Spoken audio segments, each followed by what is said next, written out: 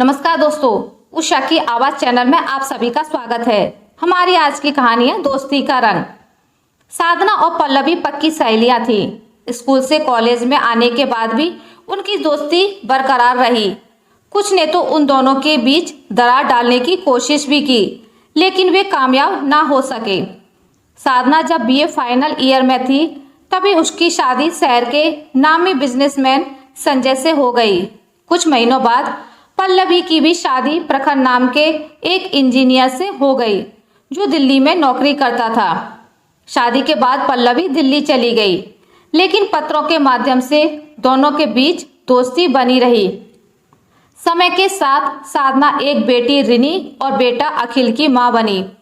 पल्लवी ने भी एक बेटी को जन्म दिया, जिसका नाम वृंदा रखा। फिर दोनों ही अपनी अपनी गृहस्थी में व्यस्त हो गईं। कुछ सालों के बाद एक दिन अचानक पल्लवी के पास फोन आया। हेलो की आवाज सुनकर वो चौंक उठी। उसके मुंह से निकल पड़ा, साधना? हाँ, मैं साधना ही बोल रही हूँ। पिछले महीने मायके गई थी तो तेरे घर भी चली गई और आंटी से तेरा कांटेक्ट नंबर लिया। तू तो भूल ही गई है मुझे।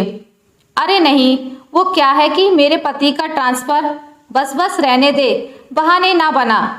बरसों बाद मिली दोनों सहेलियों के बीच शिकवे शिकायत होती रही और फिर बातों का सिलसिला चढ़ पड़ा। पति के काम, बच्चों की पढ़ाई, खुद के काम वगैरह वगैरह की ढेरों बातें एक दूसरे से करती रहती। एक दिन साधना ने बताया कि अगले महीने मेरी बेटी रिनी की शादी है और तुझे आना है। प्रखर जी को संजय फोन कर देंगे, बस तू आने की तैयारी कर ले। विवाह के शुभ अवसर पर दोनों सहेलियां मिली। बच्चे भी आपस में मिलकर बहुत खुश हुए।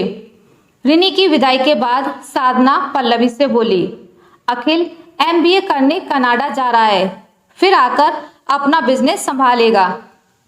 तेरी वृंदा भी तो अब सयानी हो गई, तो क्यों ना हम उन दोनों बच्चों का विवाह कराकर अपनी दोस्ती के रंग को और भी पक्का कर लें। प्रखर बोले, हाँ, दोनों के बीच निकटता को तो मैंने भी अनुभव किया है। फिर भी एक बार बच्चों से पूछ लेते तो अच्छा रहता। दोनों ने अपने अपने बच्चों से बात की और अखिल और वृंदा की शादी की बात पक्की हो गई। महीने भर बाद ही प्रखर का तबादला भी साधना के शहर में ही हो गया। ये सुनकर वह बोली, ये तो सोने पर सुहागा हो गया। होली के शुभ अवसर पर साधना सब परिवार पल्लवी के घर आई। दोनों परिवारों ने एक दूसरे को होली की बधाई दी।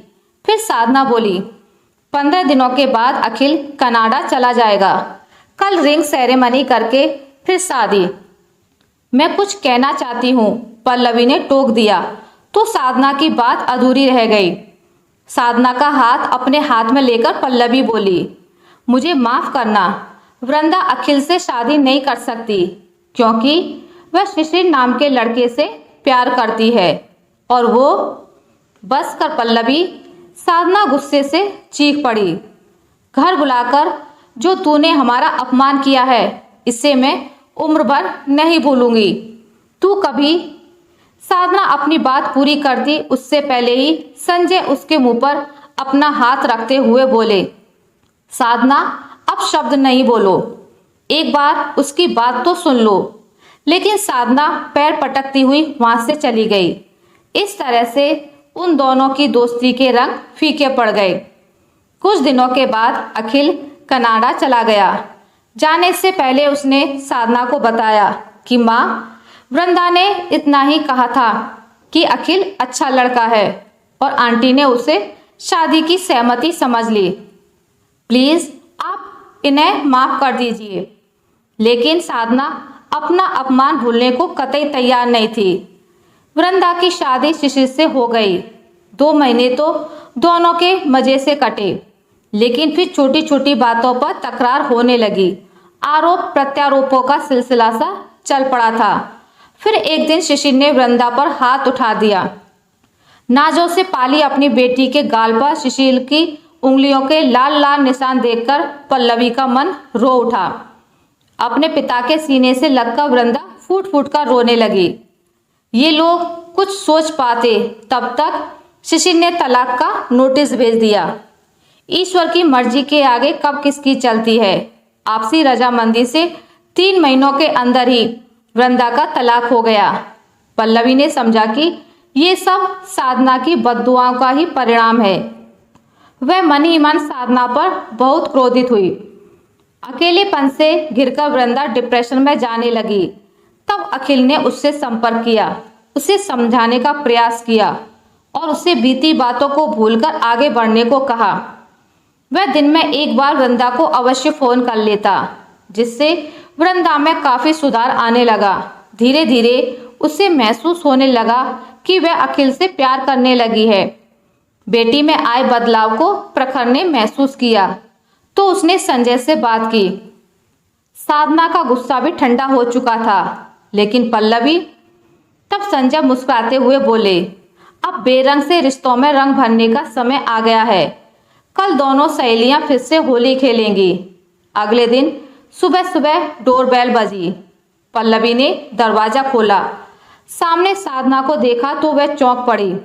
दोनों कुछ समझ पाती तब तक वृंदा ने दोनों पर रंग डाल दिया। पीछे से आकर अखिल ने भी होली है कहते हुए रंग से भरी एक बाल्टी दोनों पर डाल दी। प्रखर, संजय हैप्पी होली कहकर गले मिलने लगे। तब दोनों को सारा माजरा समझ में आ गया। दोनों सहेलियां एक दूसरे के गले मिली तो पुराने गिले शिकवे रंगीन पानी के साथ बह गए। उन्होंने अपनी दोस्ती के बेरंग से रिश्तों को होली के रंग से सराबोर कर दिया था। 2 दिन बाद साधना शगुन लेकर आई। अखिल, वृंदा ने एक दूसरे को अंगूठी पहनाई और एक शुभ मुहूर्त में दोनों का विवाह हो गया। इस तरह 2 पक्की सहेलियां अब एक दूसरे की समधन बन गई।